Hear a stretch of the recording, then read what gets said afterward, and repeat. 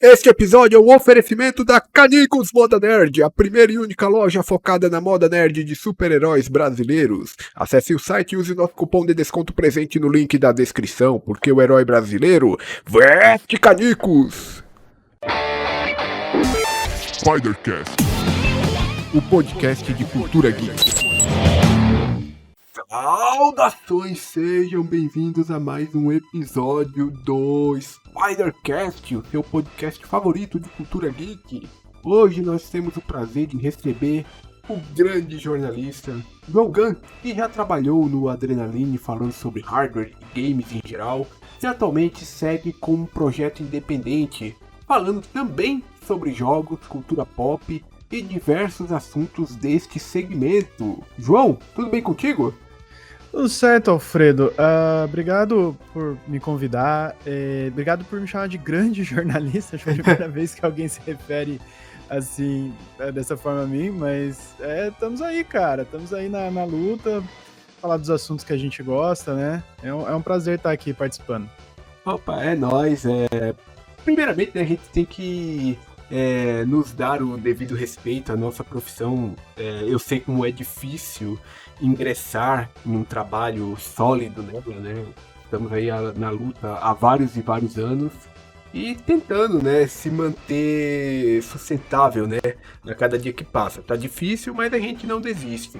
E em segundo lugar, né, tipo, é um grande prazer ter você aqui, porque eu lembro, cara, eu te assistia lá no Adrenaline, né, principalmente uma época que eu tava mais ligado em PC games, né, eu comprava peças. E aí eu ficava olhando as lives, os vídeos que vocês faziam, pegando dicas e tudo mais. Então eu sempre acompanhei vocês ali. Não vou dizer que fez parte da infância, porque eu já não era mais criança naquele tempo. Né? Mas fez parte de uma história da minha vida ali, cara. A sua infância do hardware.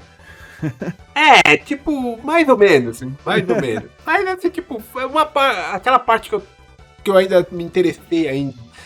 Por montar computador, essas coisas, eu achava foda aquilo ali, e a gente tinha que pegar umas dicas, né, pra saber qual que é o processador que é compatível com isso aqui, qual que é a placa de vídeo que dá certo aqui. Então, o Adrenaline era o lugar que eu ia me informar. O Adrena, por mais que ele trabalhe também com jogos, assim, ele sempre foi, a referência dele é hardware, né? A maioria das pessoas que conheciam meu trabalho lá, que a gente acabava conhecendo também quando fazia os eventos, essas coisas, é o pessoal que chegou pelo hardware mesmo, acaba sempre sendo o atrativo da Adrena. Eu acho que os 7 anos que eu passei lá, 7 anos, acho que deu por aí, eu acho que eu não cheguei a conhecer nenhum usuário que falou, vim por causa de uma review de jogo, ou por causa daquele gameplay, no máximo o Pijos, mas fora isso era sempre hardware, a escola de hardware, o pessoal sempre mencionava. Então, e é muito louco a história do Adrena, né, eu recebi no ano passado aqui o Diego, né, e ele contando, o Adrena começou como uma lan house, depois foi pra fórum, internet, aí depois virou o site e virou o que é hoje, né, cara? É muito louco assim acompanhar a história do que virou o site, né? Então, na verdade, é basicamente isso, assim, não é que ele foi pra fórum, o fórum existiu junto com a lan house, né? E aí as lan house pararam de dar dinheiro, eles resolveram fazer o site, e o fórum existe até hoje. Sim. Acho que hoje em dia só quem usa mais é o pessoal mais entusiasta, né? Porque, o pessoal bem cascudão do hardware que tá lá. Antes de iniciarmos aqui, temos uma tradição neste podcast, porque a galera que nos acompanha, né, é uma galera aí que quer sempre complementar o seu repertório, né, de cultura geek, de jogos, seja lá o que for. Então, o que você tem consumido aí nos últimos dias, seja jogos, seja filmes, seja livros, qualquer coisa que você queira indicar para o pessoal que nos escuta. Pode ser coisa antiga, pode ser coisa nova, o que você quiser. Beleza. Bom, na parte de jogos, agora, nesse momento, eu estou jogando Sakuna of Rise and Ruin. É um jogo de ação, não chega nem a ser um JRPG, mas é um jogo bem de nicho, que lançado, tem uns bons anos já. Nossa senhora. Acabou de participar do podcast. Sejam bem-vindos. Pois é, né? Tá expandindo aqui o domínio do podcast. Mas então, tem uns bons anos que esse game foi lançado, e tem muito jogo que eu acabo demorando pra jogar, porque eu espero pegar numa promoção e tal. Principalmente esses jogos que eu vou jogar só pra mim, não pretendo fazer conteúdo, não pretendo fazer nada. Espero ser uma promoçãozinha, jogo depois. Então, tem sido esse, que é um jogo que se passa no Japão antigo, e você joga como uma deusa, ela parece uma menininha, mas ela é uma deusa, e ela foi expulsa do paraíso, e ela é filha dos deuses da colheita e da guerra. Então ela luta e sabe e plantar. Então você, jogando com ela, você tem que, para se redimir com o paraíso, você tem que juntar uma certa quantidade de arroz. Nossa. Então é um jogo bem, bem diferente. Eu gosto muito desses jogos meio estranho, meio diferente, com uma pegada diferenciada, porque daí ele mistura ação com a fazenda. Quanto mais arroz você faz, mais forte você fica. Então, às vezes, é muito louco, assim, às vezes uma fase tá muito difícil de passar, então, em vez de insistir nessa fase, você foca na sua plantação, porque daí quando vier a safra de arroz, você vai estar mais forte, vai passar aquela fase, aí a sua próxima safra vai ser maior, e vai uma coisa ajudando a construir a outra, sabe? Então, é um jogo bem humorado, tem um gameplay bem dinâmico e bem variado, é uma coisa que eu recomendo, tô gostando bastante. Pô, que legal.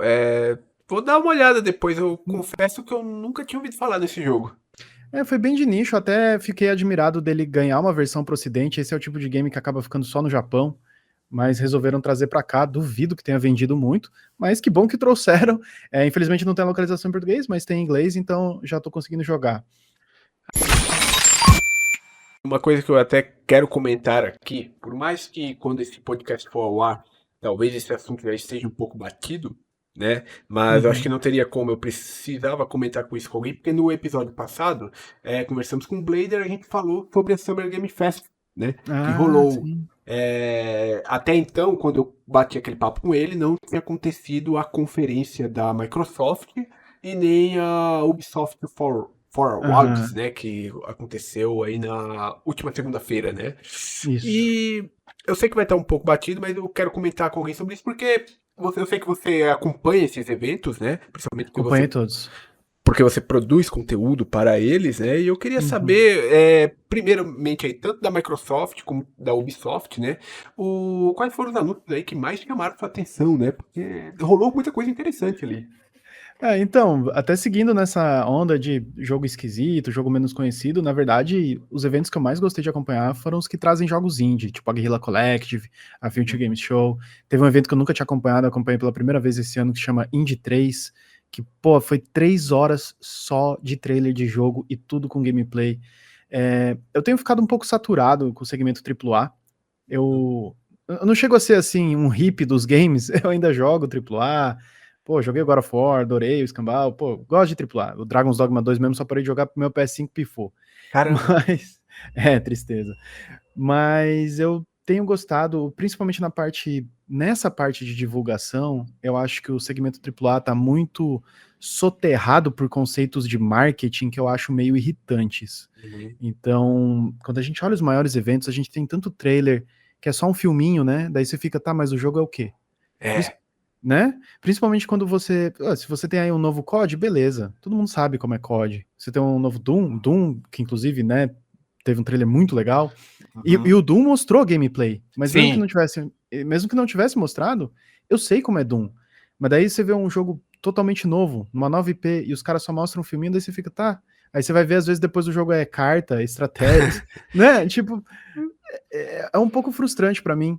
Mas sabe o que me deixa mais puto com isso?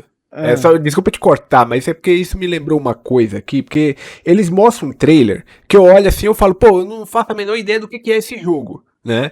E tem uma galera que olha e já tá, tipo, hypando aquilo, falando, mano, esse jogo vai ser incrível, vai ser jogo do ano, vai ser... Aí eu falo, tá, mas o que vai ser esse jogo? Não sei, cara, mas você viu ali o trailer, é muito foda, não sei o que, cara... Então, mas é por isso que eles fazem assim, por causa dessa galera, né? Porque, principalmente pro segmento AAA, uma coisa que eu comecei a falar de uns tempos pra cá, eu comecei a falar que parece propaganda de perfume. Sim. Você viu propaganda de perfume? Não dá pra vender cheiro, né? Você não sente cheiro pela TV. Então eles vendem uma ideia, eles vendem um conceito. Aí estão tentando fazer isso com o jogo. Eu acho que é mais fácil vender hype do que vender gameplay. Se você mostra como é o game, tem gente que gosta daquilo e tem gente que não. Mas se você mostra o conceito, você vai empolgar mais pessoas. Pô, tem gente que faz pré-venda antes de ver nada de gameplay. Eu acho loucura. Mas a galera faz isso. Mas pra voltar e responder sua pergunta, então, pô, gostei do evento do trailer do Doom, que mostrou ali até um pouco de gameplay. Adorei aquele Expedition 33, acho que chama isso, que tava aparecendo. Eu tava de cara no evento do Xbox ainda.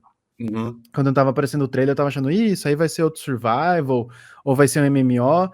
E aí o bagulho me deu um tapa na cara que é um RPG de turnos ocidental. Eu olhei e falei, que isso? Daí, pô, prendeu muito meu interesse. Lembrou o Persona até, né, em alguns aspectos. Aí eu não sei, cara, porque eu sou meio ciumento do Persona, é difícil eu fazer essas comparações. Mas, pô, só de ser assim, diferente, né? Eu tô muito por essas, assim, pô, me traz ideias novas, cara. O Doom chamou minha atenção com aquele escudo, pô, todo mundo pirou no escudo. Mas Sim. é isso, é ideias novas, é isso que eu quero ver. E você parece que você vai ter umas montarias naquele game, pô, parece muito legal. E Ubisoft, cara, Ubisoft na boa. Eu tô pela boa com a Ubisoft, cara. Tô pela boa. Aquele jogo do Star Wars tem meu interesse. Eu gostaria de ver mais jogos do Star Wars sem Jedi. Nada contra os Jedi, mas eles sempre são o centro das atenções. Eu acho que o universo tem tantas outras coisas pra trazer, né? Então, me chama a atenção, mas Ubisoft, tipo Assassin's Creed, por exemplo, eu já não ligo e aquele trailer me fez ligar menos ainda, na moral. O problema da Ubisoft é uma coisa que eu comento, acho que aqui desde que eu montei esse podcast, desde 2022, né? É aquela fórmula básica de jogo de mundo aberto, né? Que aquilo foi interessante por um tempo. Eu joguei muito os jogos dela ali por volta de 2014 até ali 2017, aquilo me impressionava. Hoje em dia, cara, depois de você jogar The Witcher 3, Zelda Breath of the Wild, Red Dead Redemption 2, agora o Elden Ring, né? É difícil um mundo aberto feito daquela maneira me impressionar. Mas, né, tipo, eu tenho um ponto fraco com aquele Assassin's Creed, porque a temática de samurai me pega, né? Eu sei que eu vou quebrar a cara, mas provavelmente eu deva jogar aquele jogo, né? É temática de samurai, cara, não tem como, é meu ponto fraco. Ninjas e samurais. E o Star Wars também, ponto fraco total, né? Eu tenho interesse. Mas eu já imagino, eu vou preparado, eu sei como é que vai ser a estrutura daquilo. Eu fui ano passado no Avatar também, com esse mesmo conceito que eu gosto dos filmes, aí, vamos jogar o jogo do Avatar. E no fim acabei jogando um Far Cry com skin de Avatar. A impressão que dava nos trailers era essa mesmo. A Ubisoft, aquele ditado de não mexer em time que tá ganhando, pra Ubisoft isso é uma lei, é um mantra. Sim. Eles têm a receita deles e você consegue reconhecer isso nos jogos. Mas é aquela coisa, né? Tipo, realmente, os caras estão lá fazendo o dinheiro deles. Então, quem sou eu pra falar, pô, faz uma coisa diferente e dá prejuízo? Não, mas pra mim, tem uma hora que passa a não servir mais. Eu também. Pô, adorei Far Cry 3. Adorei Far Cry 3. Adorei também. O Far Cry Blood Dragon é outro, é o meu Far Cry preferido, adoro. Muito bom. Né? Joguei também o Assassin's Creed. Joguei um punhado, o que eu mais gosto é o Rogue, porque é mais curto. Você tá pegando uma era de ouro aí da Ubisoft. Então, a questão da fórmula, da receita, que eu acho que acontece é que quando você enjoa, aí para. Aí você leva um enjoão, aí é de vez, sabe? Sim. Então, enquanto tá funcionando pra pessoa, meu, aproveita. E eu não critico as pessoas pelos jogos que elas gostam. Mano, se tá bom pra ti, aproveita. Exato. Né? Mas para mim, realmente, a Ubisoft não consegue mais me empolgar. Esse ano eles lançaram, tipo, começo do ano, um game que fazia muito tempo que eu não me empolgava com algo vindo deles. Né, que foi aquele Prince of Persia The Lost Crown. Que ouvi falar muito bem. Foge um pouco, né, desse esquema deles, que na verdade é um jogo 2D, Metroidvania, né? E é a volta, digamos, a volta entre muitas aspas, assim, de uma franquia que há muito tempo estava na geladeira, né? Talvez não da maneira como muitos queriam, eu particularmente gostei muito, né? E eu fico triste porque eu percebi que que foi um jogo que meio que não deu muito certo, não teve muito retorno em venda, né? Então, tipo, é aquele recado que a Ubisoft vai receber. Ah, vocês querem jogo de mundo aberto como a gente sempre fez? Então toma aqui, já que a gente tentou fazer algo diferente e não deu certo. É isso, né? Mas, ó, vou fazer uma previsão aqui, cara. Sou capaz de apostar com você que esse jogo aí, dá um tempinho, ele vai continuar vendendo. Ele vai continuar vendendo até a hora que vai começar a ficar interessante. Vai ser que nem o Marvel Midnight Suns. Tomara, eu torço pra que, quem sabe, depois os caras façam sequências, não uma sequência anual, né, pra também não Uhum. saturar, mas, tipo, daqui uns 2, 3 anos, quem sabe o jogo não recebe uma sequência nessa mesma pegada. Ela tá tentando voltar com Prince of Persia, ela lançou agora há pouco um que é Roguelite também. Uhum. Não joguei esse, até porque o estilo em si não é muito minha pegada, mas depois devo dar uma chance quando sair pra console, principalmente. E também tem esse remake agora do Sands of Time, né? Que é talvez o É. primeiro Prince of Persia de muitos, né? Que teve uma recepção inicial não muito boa. Depois ela praticamente rebootou o projeto e agora ela mostrou um pequeno teaserzinho, mas não mostrou nenhum Aquilo gameplay lá é nem nada. só uma logo, né? Pelo amor. É, é o famoso tipo, as pessoas hypam, mas tipo, até nesse ponto eu acho que eu entendo, né? Que as pessoas sabem mais ou menos o que esperar, né? É um Sim. remake de um jogo clássico, então eu espero que dessa vez esteja sendo feito da maneira correta. Vamos ver como é que vai dar, né?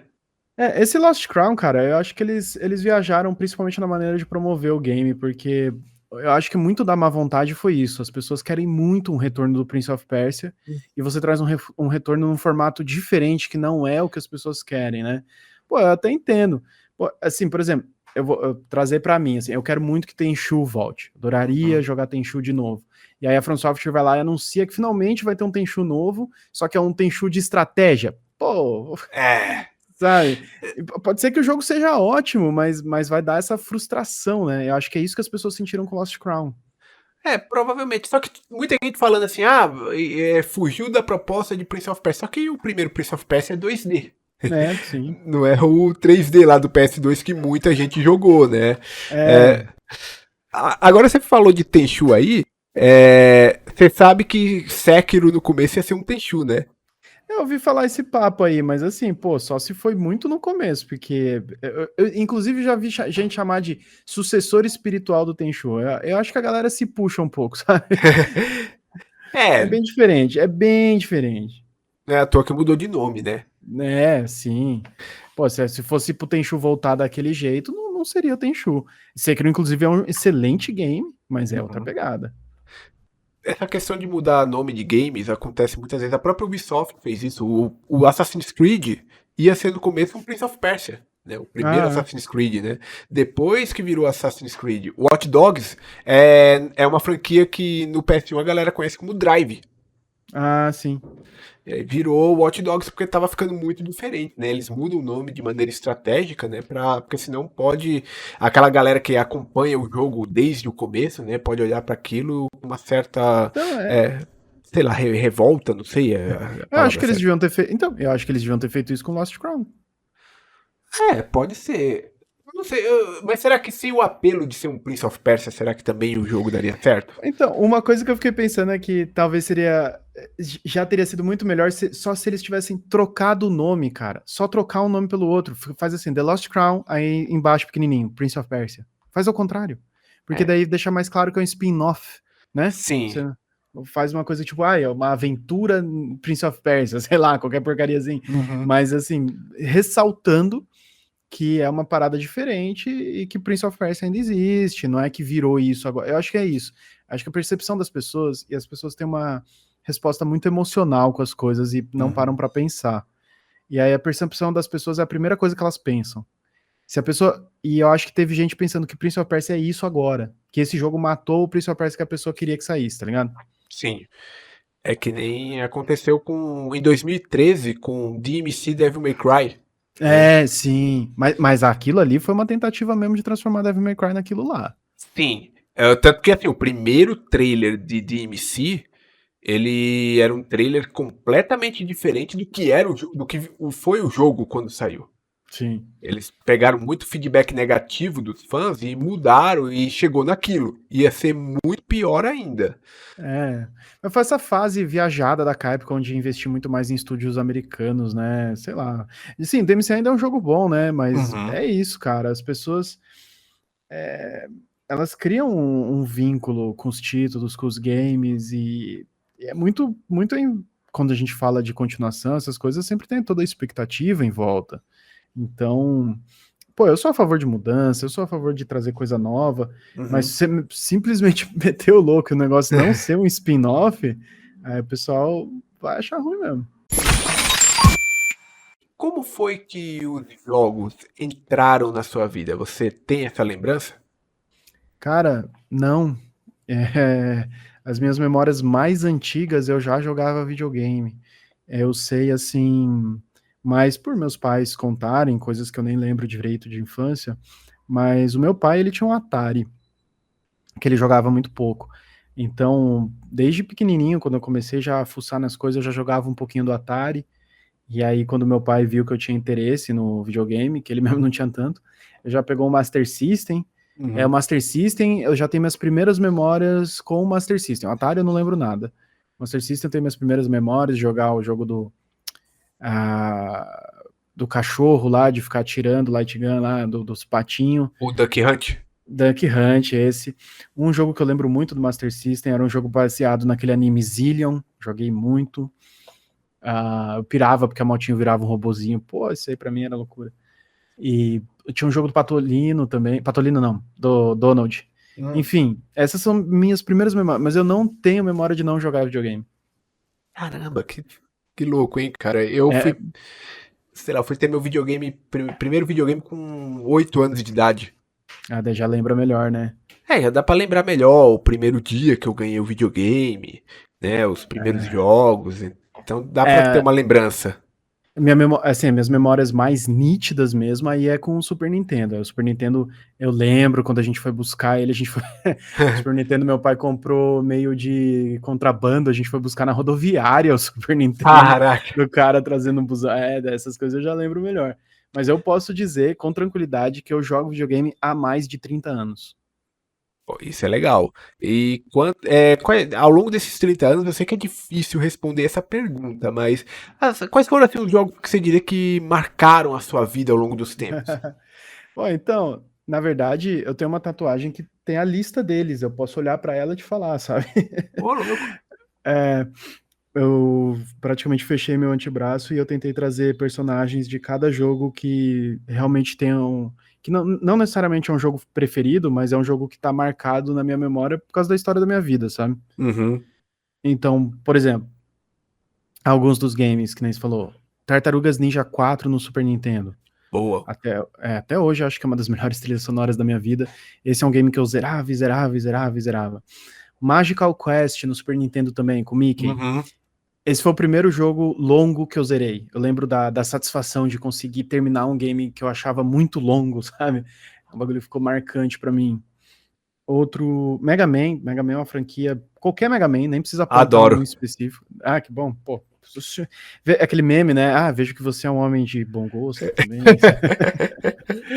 Pô, Mega Man é fenomenal. Outro que faz parte muito da minha história é Pokémon. Pokémon, eu lembro de encher o saco do meu pai para comprar um Game Boy só porque eu queria jogar Pokémon. Então, Pokémon foi um que eu joguei o primeiríssimo original no Game Boy. Caramba. Então esses Eu são. Pokémon eu fui jogar a primeira vez com emulador, cara. E era adolescente já na época, mas foi uma experiência legal, cara. Primeira vez jogando Pokémon, eu falei, caraca. Quando eu joguei, eu não sabia nem inglês, cara. Eu zerei o primeiro Pokémon sem capturar nenhum, porque eu não sabia que dava pra Nossa, fazer isso. caramba! Mas a minha sorte foi que eu falo isso pra todo mundo. A minha sorte foi que eu escolhi o Squirtle, porque no primeiro Pokémon, o Blastoise, tipo, cada um tem seu preferido, mas o melhor em termos de gameplay é o Blastoise. Eles eram o jogo sozinho, tanto que eu fiz isso. Mas, enfim. E coisas mais modernas, assim, um pouco mais recente, um pouquinho mais recente, mas tipo Tales of Berseria e Persona 5 são dois JRPG que me marcaram muito, pelas temáticas que eles trazem, muito a ver com personalidade pessoal, história pessoal, sabe? A franquia Persona eu fui ter meu primeiro contato com ela esse ano, com o Uhum. 3 Reload. Ah, e aí, gostou? Gostei pra caramba, cara. Baita do jogão, história bem legal, bem envolvente, né? Uhum. É, eu zerei ele faz, o quê? Faz um mês, 2 meses, mais ou menos. Foi uma experiência bem bacana. Eu fiquei com vontade de conhecer a franquia agora, né? Uhum. Eu espero que da mesma maneira que fizeram agora com Persona 3 Reloaded, eles façam também com os outros Personas também, sei lá. Ah, sim. Mas o 5 dá pra jogar frouxo, cara. O É, os, 5 é igual o 3 Reloaded, assim. o 5 eu preciso aprimorar o meu inglês, que eu tô estudando inglês no momento, sabe? Então não adianta eu ir jogar Persona sem entender a história. É um jogo muito É. narrativo. Sim, e com texto, muito texto, muito texto. Muito texto. Então, tipo, se eu for jogar só pelo gameplay, não É. adianta. Eu preciso aprimorar. O meu inglês tá evoluindo, mas ainda não tá no nível de eu pegar um Persona da vida e ir do começo ao fim. Meu inglês ainda tá ali. Eu consegui, por exemplo, esses dias eu fui jogar Castlevania Circle of the Moon, né? Ah, muito bom esse. E aí eu consegui entender ali todo o diálogo ali. Tá nesse Legal, nível. Agora um legal. Persona não rola ainda não. Mas os jogos continuam sendo o melhor incentivo para aprender e praticar inglês. Sim, dá pra aprender bastante com eles.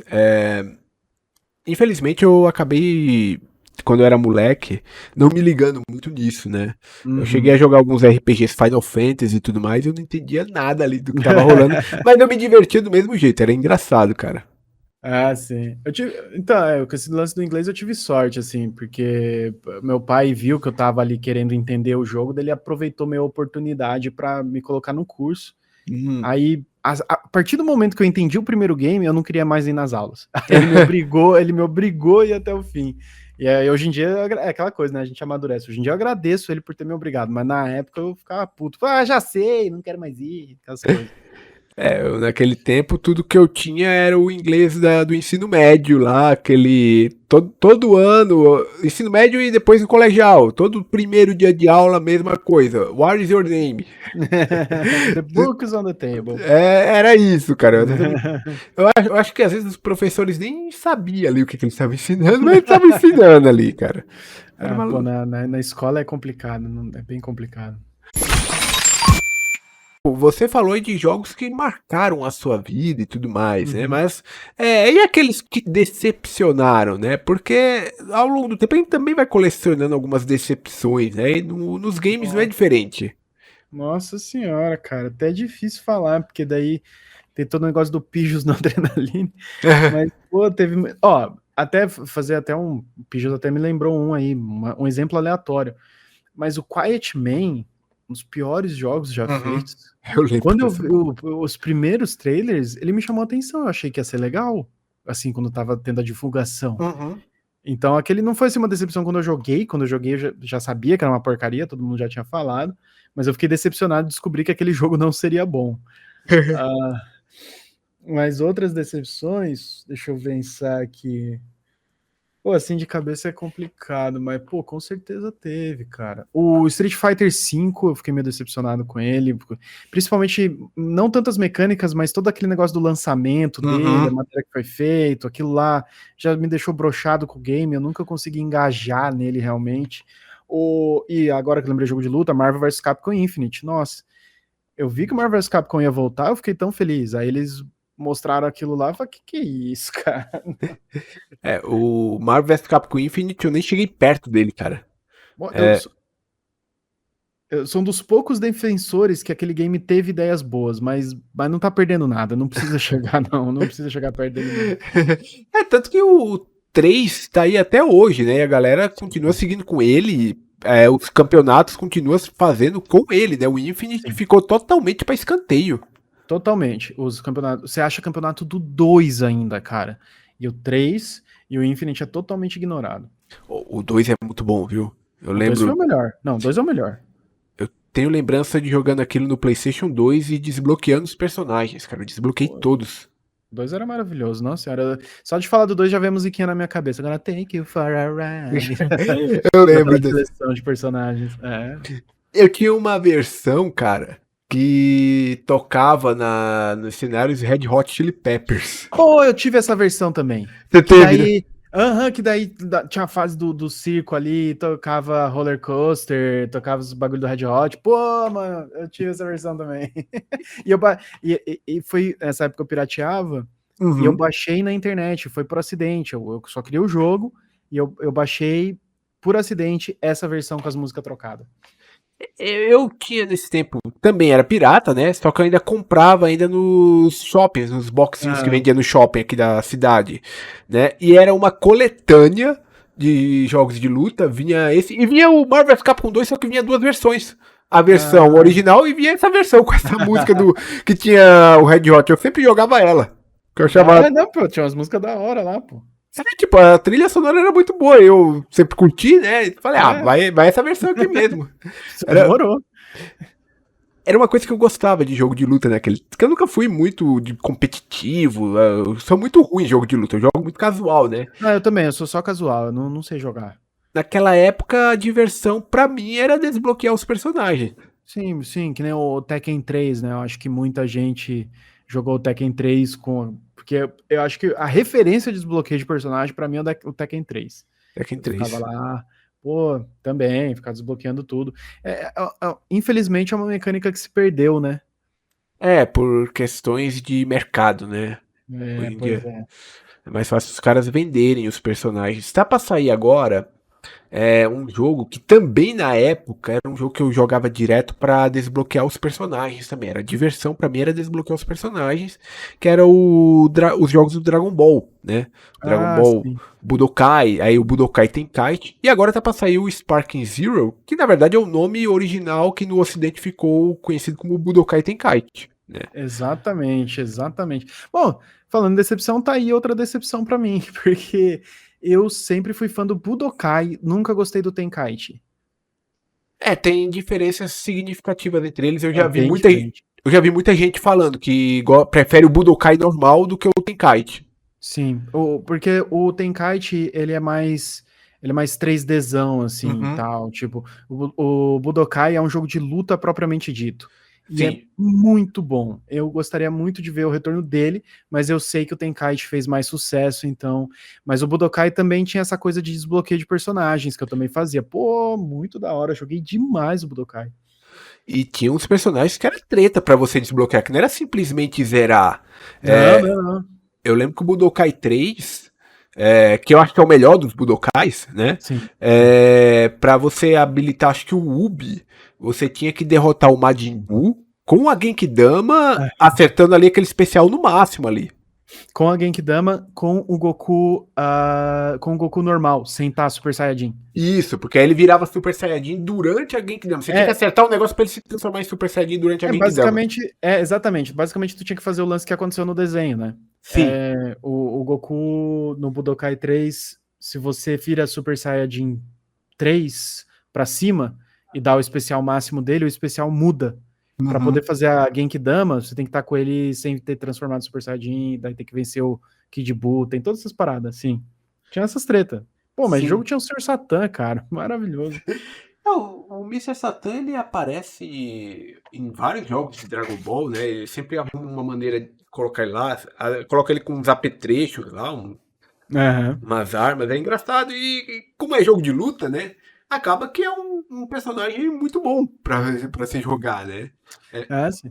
O Budokai 3, diferente assim do, por exemplo, Dragon Ball Fighters, que é um jogo muito mais sério pra aparecer em campeonato e tal, no Fighters não respeita a força dos personagens do não, lore, né? Então você pode solar o Goku Black usando o Kuririn, porque, tipo, pode. eles são balanceados, né? O Budokai 3, ele já tentava ser mais igual ao desenho, então tem personagens que são realmente piores que outros porque são mais fracos. Sim.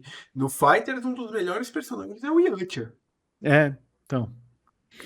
Eu lembro que quando eu joguei na época, o Yantia eu conseguia fazer umas coisas com ele que, olha, achava- era um dos meus favoritos ali. Isso que hoje em dia ele tá aposentado. É, tipo, é porque eu não acompanhei o mangá, né? Aham. Depois que o anime do Super terminou, eu tô até hoje esperando o anime voltar pra poder assistir. Tô me segurando pra não ler o mangá. Mas diz que Uhum. ele fez algumas coisinhas lá no mangá. Eu também só vi o desenho, eu não tô sabendo. Eu não tenho certeza. Eu vi o pessoal comentando que ele fez algumas coisinhas. É engraçado que, tipo, saiu aquele Dragon Ball Z Kakarot, que é um RPG, Uhum, né? E uhum. ele abraçou total o meme que a galera faz na internet do Yantia, cara. Sim. Eu achei maravilhoso o meme aparecer no anime, cara. Pra mim foi a melhor parte do anime quando usaram o meme. É, não, é total. Aquele. Quando os caras abraçam a ideia da comunidade, é a melhor coisa que acontece. Você está ouvindo Spidercast, o podcast de cultura geek. Temos também uma parte importante aí, né? Que foi uma parte que, inclusive, levou você talvez ao Adrena, né? Que é a parte de hardware, né? Hum. É, você era um cara que estava lá no Adrena, junto do Diego lá, explicando, dando dicas, falando de peças, de montagens e tudo mais. Como foi que surgiu esse interesse por hardware? Cara, eu entrei no Adrenaline sem saber quase nada de hardware. Sério? Aham. Assim, eu sempre fui nerdola, sempre fui nerdolão, então, pô, eu sabia formatar um PC, né? Uhum. Eu sabia mexer com emulador, com ROM. Então, eu acho que eu sabia um pouco de software, mas assim, muito pouco. Não sei nada de programação, blé. Eu Uhum. sabia quais eram as peças que tinham dentro do gabinete, né? Mas assim, muito pouco conhecimento mesmo. Na verdade, o que rolou na Adrenalina é o seguinte: eu fiz o curso de jornalismo aqui em Florianópolis, na UFSC. E eu tinha uma colega que fazia estágio no Adrenaline, colega de sala. Uhum. E um dia tava passando, e assim, o curso, eu não sei como é em outras faculdades, mas aqui é uma coisa bem solta. Tu pega várias. A pessoa que entra na turma com você, capaz você não vê mais ela pro resto do curso, porque cada um pega uma disciplina, fica uma coisa meio assim, né? Então, Uhum. mano, eu nem tinha aula com ela direito. A gente encontrou na rua, por acaso, e ela falou: pô, tô trabalhando num lugar que você ia curtir, porque mexe com tecnologia, mexe com games, e eles estão procurando alguém, tu quer ir lá fazer entrevista? E foi isso. Aí fui lá mais pelos games mesmo. Uhum. Só que aí, como eu comentei com você no início, o Adrenaline ele é muito mais referência em hardware. Então, quando eu entrei lá, eles comentaram: bom, tu pode cobrir a parte de games, que você se interessa, você pode trabalhar com isso, mas a gente precisa que você aprenda a trabalhar com hardware também, porque é o nosso principal. Então, eu aprendi. Ah, que legal. O- é, tipo assim, uma coisa que eu já comentei com o pessoal que acompanha, que conversa, é que, tipo assim, acho que todo mundo que já me parou em evento para cumprimentar, para dar oi, são pessoas que gostam do meu trabalho no Adrenaline por causa da escola de hardware, que é a série de vídeos que eu fiz lá explicando o básico do hardware, né? Uhum. Eu inventei essa série de vídeos para aprender, É, porque o que acontece? Quando você entra num site para cobrir hardware, para cobrir qualquer coisa, tu pega o bonde andando. Você entra lá e estão lá lançando a GTX. Quando eu entrei ainda era GTX. Tá lá uhum. lançando a GTX 2080 e tu tem que fazer o post e na prática ali. Ah, não, porque a GTX vai usar a GDDR5 na memória VRAM. Eu acho que era GDDR4 ainda, tanto faz. Aí você pergunta para alguém que porra é GDDR, não sei o quê. Daí você vai aprendendo as informações soltas. Você vai aprendendo conforme a necessidade. Aí eu pensei, falando, cara, eu preciso ter uma estrutura melhor, eu preciso entender como as peças funcionam, se comunicam e ter essa base melhor para depois esse conhecimento mais avançado vir em cima. E aí que eu resolvi. E vendo os usuários, vendo o pessoal lendo, eu via que o pessoal tinha a mesma deficiência que eu. O cara se interessa por hardware porque ele tem que comprar uma placa de vídeo, porque ele tem que comprar uma memória RAM. Ele não vai lá fazer um curso aprender, ele quer saber o que é a memória. Então eu falei, eu vou pesquisar para entender o que é a base do hardware e eu vou aproveitar essa pesquisa para fazer conteúdo. E aí surgiu a escola de hardware, que eu pareço professor, mas na verdade eu sou o primeiro aluno da escola de hardware, Cara, a melhor maneira de você aprender uma coisa é ensinando, né? né? Na faculdade de jornalismo, quando eu fiz, né, nos primeiros 2 anos, sempre que tinha prova, essas coisas, eu e um amigo meu, a gente se reunia com a galera, e eu e ele, meio que a gente dava uma. Tipo, o pessoal chegava 1 hora antes da prova, 2 horas antes da prova, e eles iam estudar com a gente e a gente meio que ia dar uma aula pra eles, né? Só que, tipo, não era porque a gente era totalmente bonzinho que a gente tava fazendo isso, vamos ajudar o pessoal. Não, é porque fazendo daquele jeito a gente também estudava, a gente também aprendia. Sim. Explicar. Se você entende o suficiente para explicar, é porque você entende de verdade. Então, né? Se você consegue explicar e a pessoa que tá do outro lado aprende, né? Hum. Tipo, teve lá em 2013 eu dei aula também numa escola de informática, né? E eu lembro quando foi pra mim dar aula naquilo, inclusive, um dos cursos era curso de hardware, né? E, tipo, Aham. essa parte de informática na época, cara, eu fiz curso de informática, eu era adolescente ainda, lá na época que as escolas davam os cursos de informática pra gente, que a gente tinha que ter o curso pra poder comprar um computador e tudo mais. Tinha muito Aham. conceito, principalmente conceito de Excel, essas coisas que eu nem lembrava mais. Eu tive que fazer um estudo ali rapidamente, aprender algumas coisas ali que, na verdade, eu nem sabia também, né, que já eram novas, pra poder Aham. ensinar aquilo. E é assim, cara. Então, é aprendendo e ensinando, é um ciclo contínuo. Eu via que o Diego era quem mais mexia com aquela coisa lá do computador do PC dos sonhos também, mas você tinha alguma Uhum. participação naquilo? Não, não, não. Essa parte do PC dos sonhos era só eles mesmo lá que estavam sempre testando as partes mais avançadas que chegavam, essas Uhum. paradas. Eu nunca cheguei a mexer no PC dos sonhos, nem no o PC baratinho. Eu fiz um episódio uma vez porque o Diego ia sair de férias. Ele deixou tudo Uhum. pronto pra mim, eu só gravei. Foi a única coisa que eu tive. É um troço complicado, assim, de pensar uma configuração de PC pra cada jogo, hein? Ah, sim. Mas assim, quando você tá acostumado, quando você tem em mente, porque é isso, é você começar a fazer o conteúdo. Quando o Diego começou a fazer o PC baratinho, ele sofreu. Mas ali pelo terceiro, quarto vídeo, você já tá sempre antenado nos preços, o que que tá subindo, o que que tá descendo, como que Uhum. tá. Então fica um pouco mais fácil quando você já tá entrosado naquilo. Entendi. E o que que te motivou a entrar para o curso de jornalismo? Hum, cara, então, boa pergunta. É assim, o curso de jornalismo foi meu segundo curso, né? Eu comecei fazendo veterinária. Só que antes de entrar na veterinária, eu já tive essa vontade de fazer jornalismo. Por... Mas aí eu desencanei. Desencanei. Eu falei, mano, jornalismo, sei lá. Parecia que tinha um monte de coisa que eu não gostava e a única coisa que eu gostava era escrever. Eu gosto de escrever. Então eu vou fazer Uhum. jornalismo. Mano, só isso. Escrever é a ponta do iceberg de uma profissão, né? Sim. Então eu acabei indo pra veterinária. E aí virou aquela coisa do negativo, sabe? Por estar num curso que não era o certo, eu consegui enxergar melhor qual seria o certo para mim.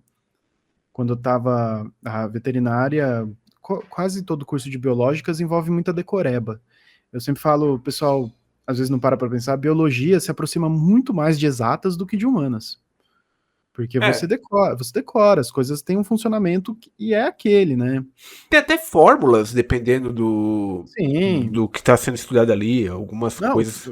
pô, tem várias, nossa, eu fiz aula de biofísica, bioestatística, o funcionamento do batimento cardíaco, ele envolve concentração de cálcio nas células e é todo um gráfico que tem um platô de cálcio para fazer a diástole de maneira mais... Bom, enfim, voltando.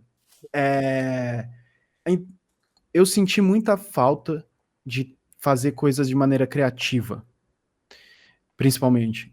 Então, voltei a pensar nessa ideia do jornalismo, fui amadurecendo ela e fui pensando. Então, as coisas que me atraíam no jornalismo era isso: é escrever, ter um trabalho criativo, entrevistar pessoas. Uhum. Eu adoro conhecer alguém que tem alguma coisa interessante para me contar. A coisa das entrevistas é uma das coisas que mais me atraiu na ideia do jornalismo. Tanto que tipo, eu tenho poucas no canal, mas é uma das coisas que eu corro atrás. Assim, eu fiz uma recente com o Howard Warshaw, que é o cara que fez o ET. Pô, eu tava feliz que nem pinto no lixo falando com aquele cara, mano. Eu imagino. Cara, Então, então essa parte, ou quando eu tava com Adrenaline, eu cheguei a conversar com o Cory Barlog do God of War, né, caraca. eu cheguei a conversar com ele, e tipo, depois que a gente parou de gravar, eu ainda conversei mais uns 15, 20 minutos com ele, Uhum. cara. A gente falando de estrutura narrativa, de coisa, de como constrói o personagem. Pô, essa parada, assim, me atrai muito, então eu vi que acho que jornalismo é uma opção. E aí foi isso. Querendo ou não, né? Por mais que, tipo, seja o nosso trabalho, aí você fala, pô, tem que ter um profissionalismo, né? Não tem como, às vezes, a gente conter aquela coisa de, pô, olha com quem eu tô conversando aqui hoje, Ah, cara. sim. Nossa, quantas vezes eu já passei por isso aqui, sabe? A nossa sorte é que a nossa área é uma área tranquila de games, né? A gente não Uhum. entrevista, tipo, político, ou então um É, cara que é bandido. Então, tipo, né, às vezes você é fã do um certo político por causa de questões pessoais e você não vai poder deixar isso transparecer de jeito nenhum. sim. Agora, games, entretenimento, eu acho que tudo bem um pouco mais você ser mais fanboyzinho, assim, às Uhum. vezes, quando tá falando de uma pessoa, principalmente. É, tipo, sei lá, você vai entrevistar um artista, um cara, um músico de uma banda que você gosta muito, que você acompanha há anos, né? Então É. não tem problema, né? Mas é tipo, que eu, quando eu entrei no jornalismo, eu entrei muito certo que eu queria este segmento, né? Em- Legal. Embora que, né, tipo, eu nunca neguei possibilidades de trabalho em áreas, seja elas qual forem, né? Uhum. Principalmente na nossa profissão do jeito que ela tá hoje em dia, né? A gente não tem muito esse direito de escolha, pra falar a verdade, né? Acho que nunca teve, mano. Acho que não é nem só hoje em dia. Acho que a galera sempre foi pro que consegue. É, é que assim, e aqui eu vou fazer uma coisa que vai parecer que eu tô criticando o curso que eu fiz, e não é isso, Uhum. tá? Eu acho que o curso que eu fiz, ele foi dado da maneira como ele deveria ser dado, né? Mas eu acho que eu tive um baque gigantesco quando eu me formei. Eu me formei no final de 2021, né? Uhum. Não tem tanto tempo assim. E quando eu terminei o curso, eu me assustei quando eu vi, tipo, poucas vagas para fazer justamente esse tipo de coisa, fazer jornalismo em si, sabe? Fazer Aham. entrevistas, escrever textos para portais de notícias. Esse tipo de conteúdo, esse tipo de vaga hoje em dia é praticamente inexistente. Eu mal vejo esse tipo de vaga. Que eu acho que quando aparece uma vaga desse em algum portal de notícias, ou já tem uma indicação, já tem alguém ali certo para eles chamarem, e é muito pouco, né? A maioria do conteúdo que eu vejo aparecendo hoje em dia é social media, é Uhum. marketing, é umas coisas muito além assim, das quais não foram abordadas no curso que eu estudei, Uhum. sabe? E se foram, foram de maneira muito rápida, sabe? Não vou nem dizer assim, tipo em disciplinas, não, é uma coisa tipo uma ou duas aulas. E o mercado está muito diferente para o que o curso de jornalismo passa hoje em dia, cara. Mas aí é uma. É uma área que eu prefiro não me aprofundar. Eu tenho muitas opiniões sobre o que o jornalismo tá virando. Uhum. Então, eu prefiro que a gente fale de games para eu não dormir É, triste hoje. não, você tem total razão nisso aí. Foi só um comentário mesmo, né? Não, sim, mas não, totalmente coerente, inclusive, totalmente coerente. Se você for É, olhar o número de vagas, você vai encontrar, meu, para cada 300 vagas de social media, você vai encontrar uma, duas e meia de fazer redação. Quando foi que surgiu essa ideia de você fazer o seu projeto independente? Você primeiro saiu do Adrenaline, né? Então, a ideia do canal surgiu com o Game Prosa, né?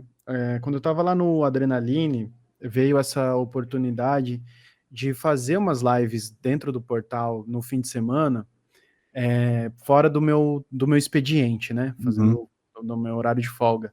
Que daí o combinado seria, mano, o valor que você juntar nessas lives, seja do pessoal enviando, seja de ads, aí a gente passa para você, né? Uhum. O Diego fez algumas também. E aí eu fiquei pensando o que eu gostaria de fazer e veio essa ideia de fazer o Game Prosa. E para falar a verdade, essa é uma ideia que eu fui amadurecendo ao longo de tanto tempo que eu nem sei dizer qual que foi assim uma inspiração, né? Formulei, pô, vou jogar e vou conversar sobre um tema. O jogo tem a ver com o tema, só que o foco da live é o tema. Uhum. Então, até a título de exemplo, o primeiríssimo Game Prosa que eu fiz foi sobre plot twist. E eu tava jogando Far Cry 5, que tem um certo plot twist naquele game. Então é Uhum. isso, eu jogo, eu não fico falando do Far Cry, eu fico falando sobre plot twist, sobre como ele funciona, como que é esse recurso narrativo. Então a ideia é visitar esses temas que são usados nos jogos de todas as maneiras e todo tipo de tema, assim, desde coisas que são da estrutura narrativa do game, estrutura mecânica do game, software, programação, até coisas assim, temas mais sociais, a questão dos vícios nos jogos e por aí vai. Então eu converso sobre o tema, ao mesmo tempo que eu jogo. E aí chama Game Prosa porque é ao vivo e tá ali o pessoal no chat participando. Inclusive faço questão de fazer ao vivo. É uma coisa que para mim enriquece muito o conteúdo. Vira e mexe, alguém vem com algum insight ou fala alguma coisa que me faz lembrar. Pô, comentar isso também que é legal. Enfim. Estava fazendo... Oi? Não, pode ir. Então, daí eu fui fazendo esse Game Prosa no Adrenaline ao longo dos fins de semana. Começou no sábado, foi pro domingo. Fui fazendo até a hora que daí eles resolveram que não iam mais fazer essa coisa da gente fazer essas lives de fim de semana e tal. Não tava mais sendo interessante pro site, encerrou. Só que daí eu tinha, pegou o bichinho em mim, sabe? Uhum. Porque era uma coisa que eu estava gostando demais de fazer e tava dando um retorno legalzinho. Que eu fiquei, cara, se, sei lá, 1/10 das pessoas que acompanha... Não foi essa conta que eu fiz. Um quinto das pessoas que acompanham o Game Prosa no Adrena acompanhar num canal meu já vai ser interessante, sabe? Então resolvi arriscar, só que daí é uma política de empresa, né? O que eu entendo completamente. Não há rancor entre mim e o Adrenalina, inclusive colaboro com eles, faço post para eles, vira e mexe, a gente conversa. Ontem mesmo eu tava lá, mas eles têm essa política que, tipo, se eu fizesse um canal de games, meio que seria um competidor do Adrenalina e não faria sentido, né? Uhum. Então eu tive que falar, vou tentar fazer meu lance. E aí eu pedi pra sair pra tentar. Faz parte, né? A gente tem que caminhar nessa vida, tem que continuar seguindo em frente. Com certeza. Isso já faz quanto tempo? Vai fazer 4 anos esse ano. Esse vai ser o 4º ano do canal. Eu finalizei minha saída do Adrenalina em setembro, se eu não tô enganado. E foi por ali mais ou menos que o canal surgiu. Um tempinho já. Você já tá com uma certa experiência na área, né? Meio que já passou aquele período de teste. Vou dizer que não. Né? Para mim é um constante período de teste.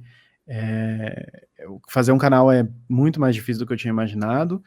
E principalmente se entender que o YouTube é o maior desafio de ter um canal. Sim. Isso É esse é o maior enigma do criador de conteúdo hoje em dia, cara. Com Todos eles. certeza. Exatamente. Assim, se for para seguir as coisas que você sabe que funciona, tem umas coisas que a gente sabe que funciona, você vê outros canais fazendo, mas isso eu não quero fazer, eu sou teimoso. Uhum. Então esse cabo de guerra constante entre o que eu gostaria de fazer que não dá views e o que o YouTube gostaria que eu fizesse que dá views. Aí a gente vai tentando procurar o mínimo múltiplo comum dessas vontades e é constante aprendizado. Vai fazer 4 anos o canal e eu tô sempre tipo, e se eu tentar isso? E se eu tentar aquilo? E se eu tentar não sei o que lá? Tipo, tem que ter jogo de cintura e saber qual que é a melhor hora de tentar, porque o YouTube também é de momentos, né? Tem época que ele tá para determinados tipos de conteúdo, tem época que ele muda completamente, agora ele aceita esse outro tipo de conteúdo, né? Verdade, verdade. Uma coisa que eu posso dizer pra ti é te dar os parabéns por esse tipo de trabalho, ainda mais por você fazer isso ao vivo, né? Porque eu já tentei fazer lives, isso Aham. antes do período da faculdade, né? Uhum. E assim, eu não me dei totalmente bem com lives, né? Até tive ali uma galera que me assistia e tudo mais, né? Uhum. Nada muito grande também, mas tipo, eu não conseguia fazer as duas coisas ao mesmo tempo, tipo, ou eu jogava ou eu conversava com o pessoal, né? Uhum. E como no seu caso, tipo, você tá jogando e você ainda tá, como é que eu posso dizer? Não seria filosofando, né, sobre o assunto, mas você estaria, tipo, dissecando um tema ali, um assunto que exige uma certa concentração para fazer. E tudo isso Sim. ao vivo, né, cara? Então, só resta dar os parabéns, porque, olha, é difícil. A galera pode olhar assim e falar, pô, é só jogar. E não é, cara. Não é. Bom, agradeço pelos parabéns. Não vou falar que é facinho, mas vou falar que não é tão difícil como pode parecer. Então, assim, agradeço os parabéns, que é trabalho. Eu acho que, antes de mais nada, é preparação. Uhum. É se preparar e estar confortável com o tema, né? Que nem a gente estava falando agora há pouco de quem aprende direito sabe ensinar e não sei o quê. Se você... E eu já fiz game prosa que eu não fiquei feliz depois, que eu não fiquei orgulhoso do meu trabalho, que eu me embananei na conversa, que eu me embananei com o jogo. Acontece. Porque às vezes você não está preparado o suficiente, Sim. às vezes você acha que está preparado e não estava, acontece do jogo distrair mais do que eu esperava, de repente, um exemplo, o Arkham Knight, eu trouxe ele pro Game Prosa mais de uma vez. A primeira vez que eu joguei Batman Arkham Knight no Game Prosa, eu já tinha platinado o jogo praticamente, eu achei que eu ia jogar com o pé nas costas. Só que fiquei surpreso que aquele jogo me distrai muito, e então eu não tive um Game Prosa tão feliz como eu gostaria. A segunda vez, já sabendo que aquele jogo me distrai, eu vim um pouco mais preparado, e até foi quando o Kevin Conroy faleceu, né, um dos dubladores mais icônicos do Batman, que dublava ele nesses games. Eu fiz um especial falando dele, pesquisei pra caramba, até porque foi do meu interesse saber mais da vida do cara. Então vim mais preparado e consegui fazer melhor. Então, é isso, é preparo, é jogar, é saber escolher um game que não vai te distrair tanto, que você sabe jogar mais mecânico apenas, e experiência, cara, experiência. Acho que eu saía melhor fazendo isso, né? Um jogo que tipo, eu jogava tranquilo enquanto eu conversava com o pessoal era justamente os de Mega Man X. Ah, sim, fica tudo no músculo, né? Tipo, coisa que você joga desde que era criança, tá ligado? E tipo, e você já tem tudo decorado ali, onde tá tal coisa, só vai. A famosa memória muscular. O foda é que acaba rápido. Mas é uma delícia, mano. Mega Man X é uma delícia. Por sinal, né, é uma franquia aí que muita gente pede pra que volte, né? O pessoal até hoje tem uma certa expectativa, talvez um X9 ou alguma coisa nova da franquia, mas a Capcom já anunciou que o Mega Man vai participar de um monte de coisa, né? O que não teve foi jogo novo. Então, assim, é uma coisa. Eu vivo passando pano pra Capcom. A Capcom é minha queridinha. É uma das poucas que eu passo um paninho, assim. Tem feito muita coisa boa também, né? Sim, e assim, eles lançaram a coletânea do X, eles lançaram a coletânea dos antigos, eles lançaram um Mega Man 11, né, sem ser X. Então, eu vejo aí que houve uma tentativa de trazer o Mega Man de volta, e talvez os números não ficaram do jeito que eles gostariam, é o que eu imagino, sabe?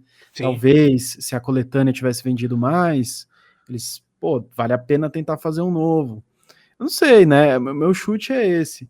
Agora, a minha esperança, o que eu queria muito mesmo, é uma coletânea do Legends. É ter como jogar o Legends nas plataformas modernas.